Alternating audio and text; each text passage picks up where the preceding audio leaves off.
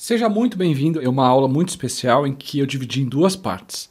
A primeira parte, você vai fazer um teste da sua missão de vida para perceber se realmente você está alinhado, mais ou menos alinhado, no caminho de se alinhar.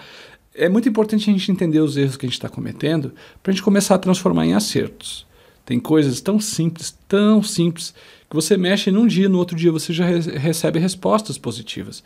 E o meu objetivo aqui com isso é que você tenha a noção exata de quais são os principais erros que você está tendo para você começar a transformar em acerto. Muitas pessoas já pensaram sobre missão de vida.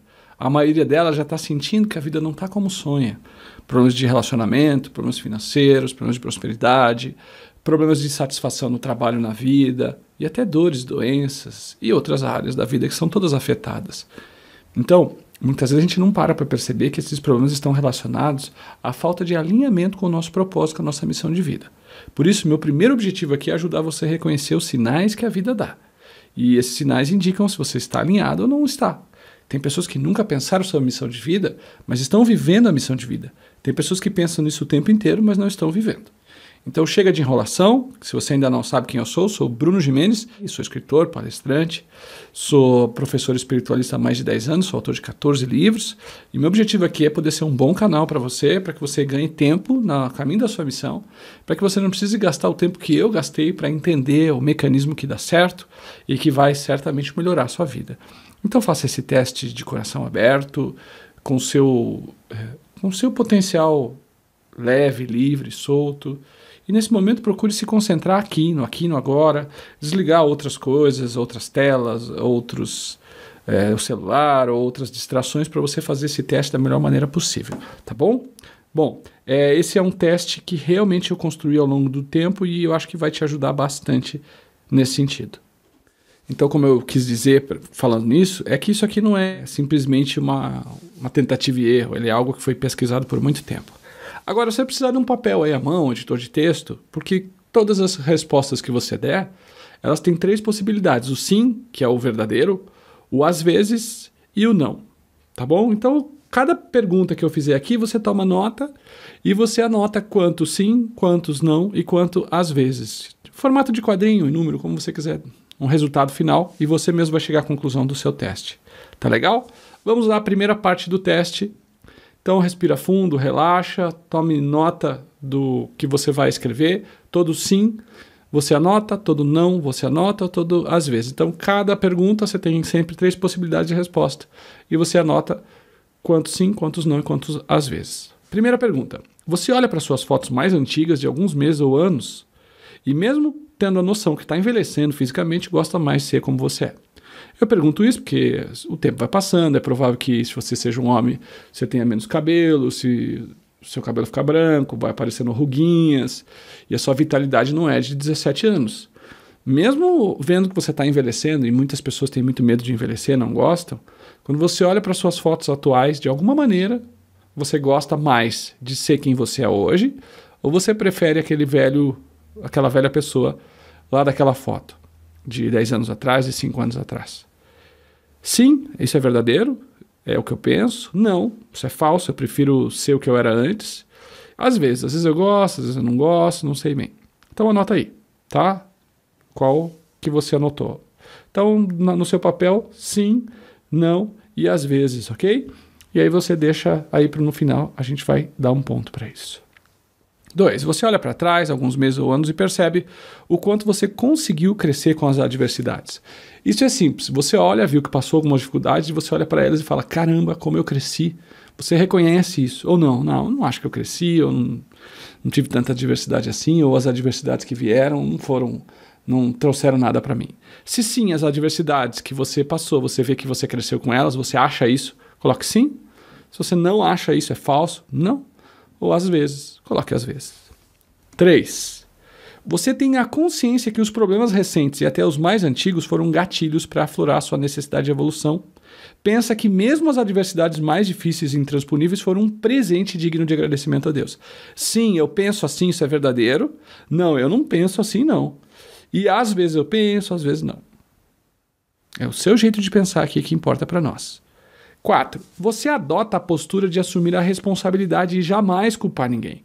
busca dentro de si as soluções e identifica os erros para corrigi-los. Sim, isso é verdadeiro? Não, não é verdadeiro. Eu coloco a culpa nos outros, eu não acho que tudo seja culpa minha, não. Eu tenho o costume de colocar a culpa nos outros, eu não estou muito de assumir minha responsabilidade, não. Não. E às vezes eu faço, às vezes eu não faço, isso depende muito. Anota aí também, vamos para o quinto. Quinto, você pratica exercícios de gratidão conscientemente de 1 a 2 vezes por dia. Por que é conscientemente que vale essa resposta? Se você perguntar para a maioria das pessoas, as pessoas vão dizer, eu sou grata por tudo que eu tenho, eu sou grato por tudo que eu tenho. Mas a pergunta é o seguinte, você tem um espaço que nem você para tomar banho, você para escovar os dentes, você para fazer exercícios de gratidão 2 vezes por dia, no mínimo 1? Sim, é verdadeiro. Não, isso é falso. Às vezes. Só responda isso, tá bom? 6. Você seguidamente se mostra disponível para contribuir com as pessoas através de palavras de consolo. Ou seja, eu estou disponível para ajudar pessoas, para ir lá na casa da pessoa, para parar o que eu estou fazendo para ouvir a pessoa, para consolar, para ajudar, para dar uma de terapeuta amador, né? Você está sempre com gestos positivos incentivando as pessoas, orientações e apoio consciente. E você busca ajudar pessoas para que elas enxerguem com seus próprios olhos. Ou seja, você é aquela pessoa que não dá o peixe, mas você ensina a pescar. Sim, isso é verdadeiro. Não, isso é falso. Ou eu não ajudo, ou eu tenho a mania de fazer pelo outro. Em vez de ensinar ela a fazer, eu faço por ela. Ou às vezes sim, às vezes não. Vamos para o 7º. Você reconhece rapidamente os avisos da vida. Toma rápidas e conscientes decisões e pedindo que elas sejam mais vigorosas e traumáticas no futuro. Ou seja, tá um problema errado na sua vida, uma coisa ruim, alguma coisa dando errado, você já vai e mexe em tudo, muda, conserta, costura, muda, faz de novo, renasce, constrói, mata aquilo, faz nascer aquilo, planta um novo, colhe o velho, mata o... Você é uma pessoa rápida para arrumar as coisas quando a vida tá te dando sinal? Sim, isso é verdadeiro. Não, isso não é verdadeiro. A vida tá me dando paulada, eu não tô entendendo, eu demoro para mudar, ou às vezes sou rápido, às vezes não sou. 8. Você sempre considera que há um alto nível de ignorância por detrás de tudo. Por isso, você sempre tem o costume de acalmar os seus instintos inferiores nos momentos das decisões. Você não é aquela pessoa que toma decisões no calor das emoções. Você tem o costume de parar, de meditar, de se concentrar, de esvaziar a mente um pouco, de serenizar, para que você possa tomar decisões com calma, baseado nos seus instintos superiores. Sim, isso é verdadeiro. Não, isso é falso, ou às vezes. 9. Sua saúde é boa, dificilmente contrai doenças. Olha, eu não fico gripado nunca, não tenho dor nada, eu não vou ao médico nunca. Aí é sim. Não, eu estou sempre doente, a cada 2, 3 meses eu estou com dor de garganta, ou cada 2, 3 meses eu vou ao médico, eu estou sempre no médico, eu tomo remédio quase todo dia, eu preciso de remédio, eu tenho dores de doenças crônicas, eu tenho que tomar todo dia remédio para pressão alta, para diabetes, ou alguma outra coisa. Ou às vezes vem uma coisinha, mas não é sempre. Mas tem. Então, é assim que você define agora. 10. Acidentes, assaltos, fracassos e crises passam bem longe de você. Sim, é verdadeiro, eu não me lembro quando que eu tive um acidente, um assalto, um fracasso, uma crise confusa, uma coisa complicada. Não, infelizmente isso acontece uma vez ou outra. Outro dia aconteceu um acidente, outro dia teve um assalto, outro dia fracassei nisso, estou cheio de conflito na família. Ou às vezes, olha, tem, mas não é muito, viu? Olha, eu não lembro de ter sido assaltado, não lembro de um acidente, mas teve umas crises aí que me pegaram, mas já passou. Então, aí você considera como às vezes. As pessoas ao seu redor comentam o quanto você evoluiu em determinados aspectos da personalidade, de alguns meses até o presente. Você tem recebido muitos elogios sobre a melhora da sua personalidade. Isso é verdadeiro? Não, isso é falso? Ou às vezes. 12. Você atrai pessoas boas, o seu ciclo de amizade é constituído de gente íntegra e de moral elevada.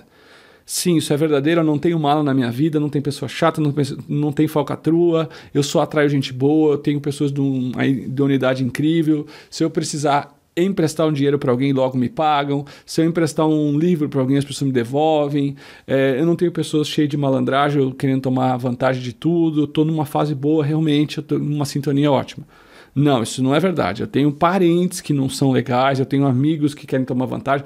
Meu vizinho, se eu bobear, ele rouba a roupa do varal. E eu só tenho atraído pessoa mala na minha vida, não tá fácil isso aí. Ou às vezes, olha, tem, mas não é muito. Você tem o costume de rezar e se conectar e buscar as respostas internamente no silêncio da meditação. Isso aqui não é uma forma de ter uma religião ou outra, mas você busca respostas dentro do seu ser superior, no seu self, no seu eu superior, na sua espiritualidade, do seu jeito, seja com religião ou não. Sim, isso é verdadeiro. Não, não faço isso. Ou às vezes. 14. Você segue sua intuição. Tem consciência que ela é a gerente geral da sua missão de alma. Utiliza a percepção do coração como uma forte aliada nas suas decisões. Sim, eu sou movido pela minha intuição. Não, eu não ligo, não sou muito de intuição. Ou às vezes. 15. Você se sente satisfeito com a vida em mais de 90% do seu tempo. Por quê?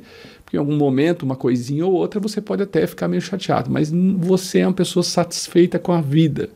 Sim, é verdadeiro, eu sou 90% no mínimo, eu sou 100% satisfeito com a vida. Não estou satisfeito, não era a vida que eu queria. Ou às vezes, olha, sim, um pouco, não é uma maravilha, mas também não é o fim do mundo. E 16, você se sente satisfeito com a sua vida profissional e sai de casa para o trabalho sempre com ânimo e motivação. É verdade, eu saio todos os dias motivado, eu amo trabalhar, eu estou satisfeito no trabalho, não tem crise. Sim, verdadeiro. Não, eu estou desanimado, eu não gosto do trabalho, não gosto de trabalhar, não achei meu trabalho certo, eu vou por obrigação, só trabalho por causa do dinheiro. Ou às vezes, olha, eu trabalho pelo dinheiro, mas não dá para dizer que é ruim meu trabalho. Às vezes eu estou desanimado, às vezes eu não estou muito feliz, mas eu vou me virando. Aí seria o às vezes. 17. Sua prosperidade é crescente e equilibrada. Sua vida financeira é boa e cheia de bênçãos. Se considera uma pessoa de sorte. Sim, é verdadeiro. Eu tenho prosperidade, eu tenho lastro, eu tenho poupança, eu tenho as contas bem ajustadas e eu sinto que eu estou crescendo, estou comprando coisas, estou melhorando a minha família, eu estou investindo em mim. Tá legal essa parte? Não, eu estou na pindaíba, estou devendo bastante, eu estou no negativo no banco, ou no mínimo não tenho lastro, a minha prosperidade está enroscada. Olha, mais ou menos, às vezes tá bom, às vezes não tá, não dá para reclamar, não é a melhor coisa do mundo, mas não dá para reclamar. Aí você coloca às vezes. 18. Nesse exato momento, quando você pensa nas suas relações com amigos, cônjuges, família, você pode dizer que dificilmente entra em conflito. As brigas e os desentendimentos não são uma constante na sua vida. Verdadeiro, eu estou na paz, eu estou tranquilo, eu não tenho briga em casa, não tenho briga no trabalho, eu tenho harmonia onde eu vou. Falso. Caramba, minha vida tá virada num caos, no inferno. Na minha família é briga, no meu trabalho é briga, nos meus relacionamentos em geral é briga, eu sou muito esquentado, as pessoas estão brigando comigo. Ou às vezes, olha, não é uma maravilha, mas também não é um inferno. Tem uma briguinha aqui, tem uma coisa na família, quase toda semana tem uma discussão, mas dá para tocar. É o às vezes. Agora, vamos ao resultado dos testes. O que você precisa fazer é o seguinte. Cada sim verdadeiro são 3 pontos.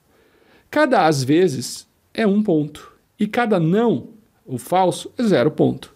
Então vamos supor que você teve 10 sim, são 30 pontos. E você teve 8 às vezes, são 38 pontos, certo? Então vamos supor que você teve 5 sims, são 15 pontos, mais 8 às vezes são 23 pontos. Tudo bem? Agora você soma os pontos e vê em qual desses itens você se enquadra. De 38 a 54 pontos, você está em alinhamento e a sua vida tende a melhorar cada vez mais. Eu chamo esse item de competência inconsciente. De certa forma, você já faz tanta coisa certa que você nem percebe. Você faz naturalmente. Então, de 38 a 54 pontos, o que isso quer dizer? Que você sempre pode melhorar, mas você está alinhado com a sua essência, você está alinhado com a sua verdade, as coisas estão melhores para você. Então, continue estudando, continue se dedicando, continue focando na sua missão de vida, continue dando atenção a cada vez mais desenvolver o seu propósito, viver a sua essência, porque está funcionando. De 22 a 53 pontos, você ainda está numa busca que já começa a dar bons frutos, mas ainda comete erros sem perceber. E isso prejudica um pouco a sua missão. Mas você começa a ver a sua vida com novos olhos, começa a perceber que tem algo mais, que você não é vítima do mundo, que você pode ser o criador da sua realidade e que você pode ser o artesão do seu destino, você pode mudar a sua vida, você pode melhorar muitas coisas. Esse ponto eu chamo de competência consciente. Você está começando a tomar consciência de coisas que faz errado e coisas que precisa fazer certo. Mas você controla, você não faz naturalmente. Você tem que controlar e ficar atento a tudo. No orar e vigiar é constante. Aí, de 0 a 21 pontos, você está totalmente em desalinhamento com a sua missão e tende a atrair problemas, crises, conflitos, falta de prosperidade, dores e doenças, e você precisa fazer uma mudança urgente. Esse é o nível de incompetência inconsciente. Você erra e nem percebe que erra, e isso é muito grave. Qualquer um dos pontos mostra diferentes planos de ação. Nos 28 a 53, no azul e no cinza, que é um cinza bem escuro, quase preto, quase preto, mostra que você tem que dar atenção agora. Se você está no 0 a 21, a sua vida está um caos. Se você está no 22 a 53, a sua vida pode melhorar muito e você, se você não cuidar, ela pode piorar. Já no 38 a 54, mostra que as ações e atitudes que você está fazendo já durante a sua vida estão melhorando, mas o que mostra? Que é por aí, que você tem que continuar estudando, se desenvolvendo, prestando atenção nas suas relações, prestando atenção no seu propósito de vida, vivendo com a essência muito mais focada. Eu espero que você aproveite esse teste e agora, quando nós vamos entrar na segunda parte desse conteúdo, você vai poder usar esse teste como um entendimento. Tá, se minha vida não está legal, o que eu preciso tirar dela para minha vida começar a ficar melhor? Seja eu amarelo, azul ou cinza. Tá bom? Até daqui a pouquinho no próximo vídeo para a gente começar a tirar esses elementos que impedem que você viva uma nota máxima da sua vida. Agora, o que é muito importante deixar bem claro é que depois de perceber que a maioria das pessoas estão desalinhadas e até mesmo a pessoa que se sente alinhada precisa ficar presente para técnicas, dicas, caminhos, atitudes que vão manter esse alinhamento e vão até melhorar, me caiu a ficha sobre algo, porque eu estudo esse tema há muito tempo. Eu fui um dos cases de pessoas que acordavam de manhã com um rombo no coração, triste, meus relacionamentos eram tóxicos, meus vícios eram tóxicos e eu não estava bem, eu não estava feliz, minha prosperidade, minha família, tudo estava errado. Então o que eu fiz foi mergulhar no entendimento do que é a verdadeira missão e mergulhei profundamente nesse estudo, escrevi vários livros sobre o tema. Mas depois de muito tempo caiu uma ficha que tem uma força invisível que impede que as pessoas vivam suas missões e que realizem os seus sonhos. Então, o que isso quer dizer? Que quando você faz o teste e percebe vários problemas, várias coisas, o que você talvez não percebe é que existe uma força, uma conspiração secreta que impede que você viva a sua missão. Então, o primeiro passo aqui, uma vez que você já preencheu o seu teste, chegou aos seus pontos, é descobrir o que dessa conspiração secreta, dessas forças invisíveis que atuam nos seus dias, que atuam na sua família, no seu trabalho, em tudo. E eu não estou falando de espírito, não estou falando de forças ocultas do além, eu estou falando de coisas práticas, mas que são forças invisíveis que conspiram para que você não encontre, para que você bloqueie a sua missão de vida. Então, depois de muito tempo estudando esse tema, caiu a ficha dessas influências, e eu separei aqui para você 9 influências que eu acredito que se você ficar atento agora e começar a prestar atenção nelas, você já vai dar passos largos para realizar a sua missão de vida. Então foi isso que eu preparei para você agora, que você preste bastante atenção nesses itens e comece aí um a um, dia após dia, ficando consciente, ficando perceptiva para a ideia de que esses itens estão te influenciando como me influenciam, e qual é a ideia? É que cada vez mais a gente permita com que essa influência seja cada vez menor, ou seja, a influência existe, mas a intensidade dessa influência, a consciência que você tem sobre elas vai ser o seu maior trunfo, a sua maior chave de sucesso, podemos dizer assim. Então vamos aí aos processos que eu considero como conspiração secreta. Ok? Agora, a primeira coisa, essa força invisível, ela alimenta 82% de insatisfação no trabalho entre as pessoas pesquisadas, 90% das pessoas não trabalham com a vocação, 60% das pessoas reclamam de se sentem presas sem tempo livre, principalmente para ficar com a família ou fazer o que gosta, 70% dos brasileiros morrem de doenças crônicas, quer dizer que 7 em cada 10 pessoas morrem porque vêm enfrentando uma doença crônica, como diabetes, síndrome do pânico, hipertensão, e aí vai.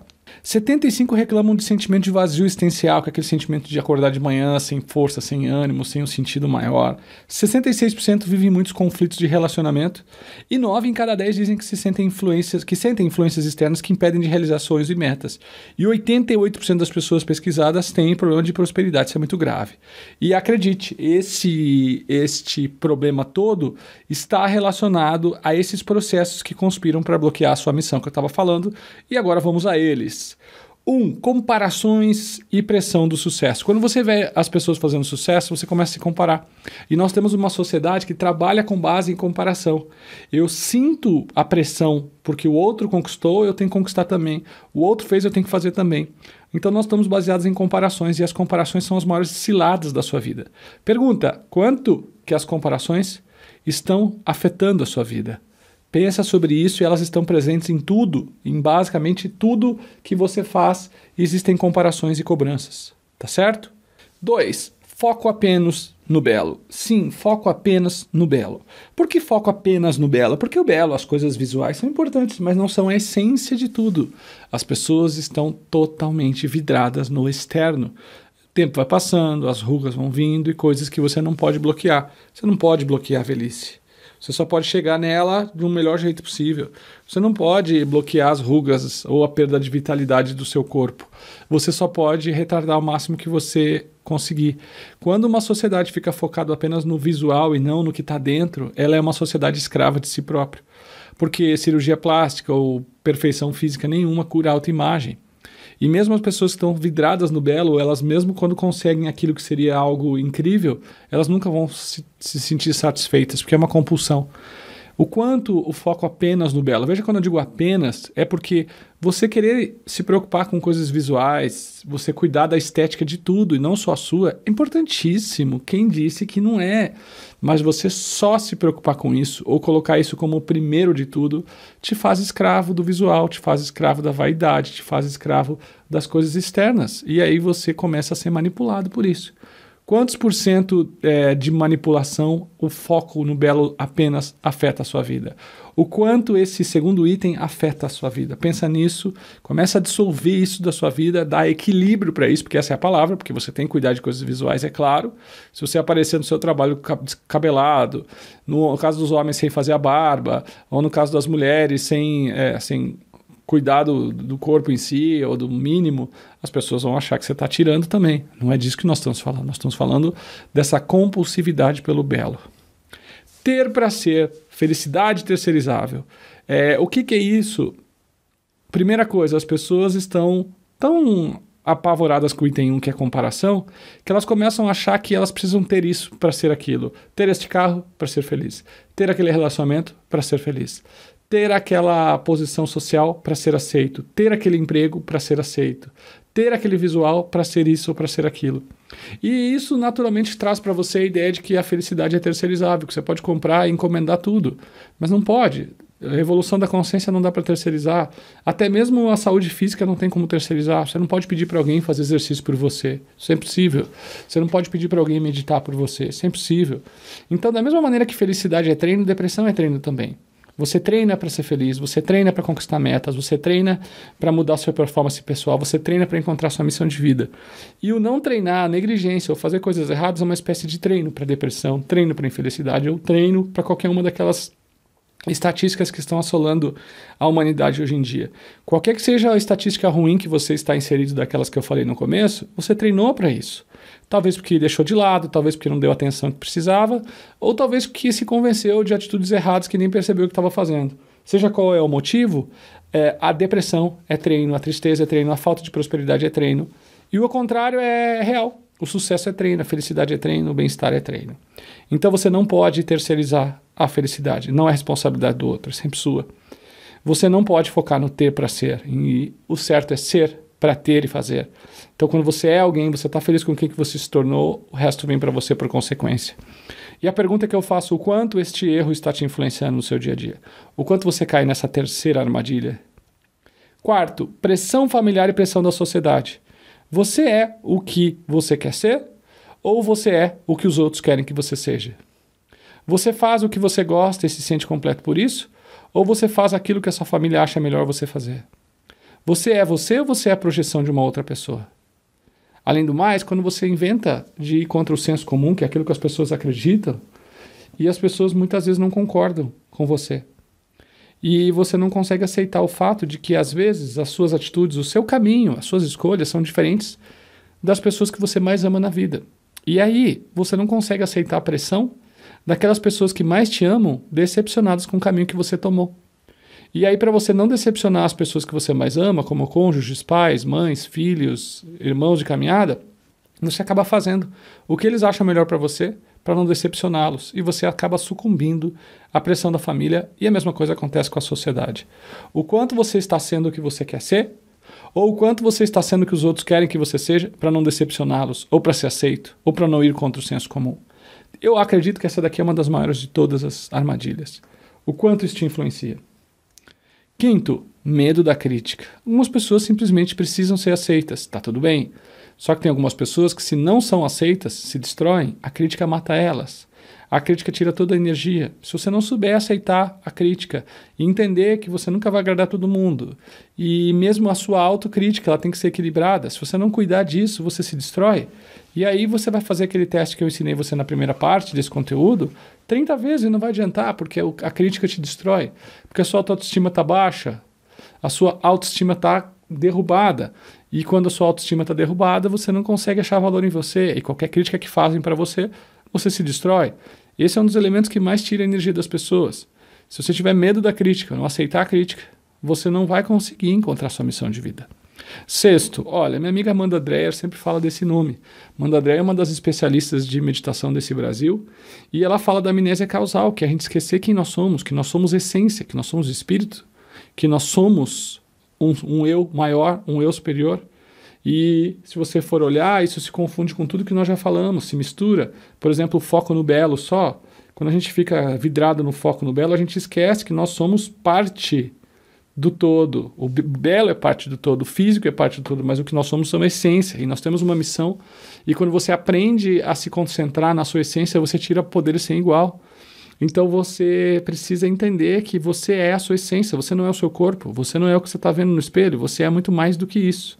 Quando a gente se esquece disso, a gente perde o nosso valor. O quanto você se esqueceu de quem você é, isso se chama amnésia causal. Manipulador de pessoas, é o sétimo item. Esse manipulador de pessoas é algo complicadíssimo. Como nós estamos com as nossas emoções à flor da pele e nós nos sentimos vazios, nós nos sentimos tristes, carentes, medrosos, ou qualquer que seja o sentimento ruim, sabe o que acontece conosco?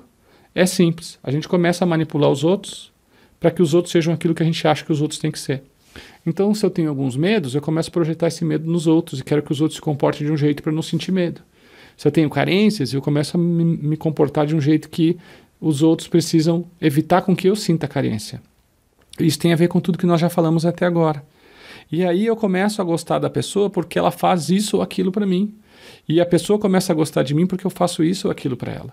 E aí começam as cobranças e as comparações que eu falei lá no começo. E daí já vai o item 3, que é a questão do ser para ter e do ter para ser. O manipulador de pessoas é as chantagens emocionais que nós fazemos e as prisões que a gente se mete do ponto de vista emocional e de relacionamentos, e que a gente começa a controlar as emoções dos outros e os outros começam a controlar as nossas emoções. E isso é um dos problemas mais graves que nós temos. Da mesma maneira, quando entra a pressão social e familiar, lembra? A sua família quer que você faça de um jeito, e para que você não se sinta, como é que eu posso dizer, para que você não se sinta rejeitado pela sua família, ou para que você se sinta aceito pela sua família, você aceita a manipulação.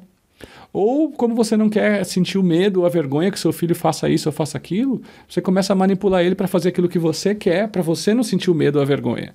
E aí nós nos tornamos manipuladores de pessoas. E isso é gravíssimo.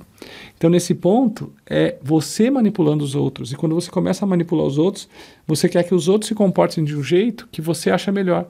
E aí você tranca o fluir da vida, e você não só afeta o karma e a vida de outras pessoas, como afeta a sua, e é difícil ser feliz. Vamos ao oitavo, que é um dos mais graves também. Bom, não tem mais grave, né? Você está vendo que todos são complicados. Nesse oitavo, a gente pode enaltecer algo que é uma coisa bem simples, mas muito destruidora. A nossa sociedade evoluiu. Então, a forma de se conectar com Deus, ela saiu daquela rigidez tradicional das religiões. Eu não disse que a religião não funciona, eu só digo que as pessoas estão cada vez mais cientes de que a religião não abrange, não cobre tudo que elas precisam. E aí, muitas pessoas olham para 3 estruturas da sociedade. Quando o assunto é se conectar com uma força maior, se conectar com a causa, lembra que a Amanda fala da amnésia causal? Você tem 3 maneiras. Uma faixa da sociedade faz isso de uma forma rígida, de uma forma fechada, cabeça baixa, cheia de tradições antigas que não funcionam, com uma espécie de fanatismo. Uma outra faixa da sociedade olha para Deus e fala: Deus não existe, é ciência. E a ciência não está explicando as causas de doenças e não está ajudando as pessoas do jeito que deveria. E a terceira faixa da sociedade é aquela faixa que aqui no Brasil tem menos, mas a gente vê muito no mundo, que é as pessoas que se matam, que brigam, que estouram aviões e colocam bombas por causa de religião.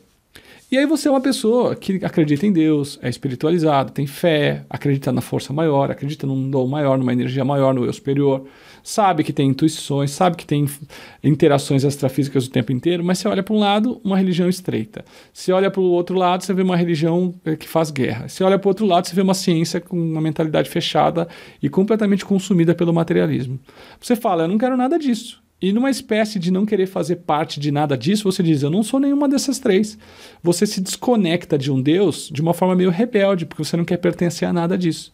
Eu não quero nenhum dos três caminhos. E aí você forma o que eu chamo de quarto grupo, que é aqueles que se desconectam de uma força maior, porque fazem isso de uma forma consciente, porque não querem participar de tudo isso.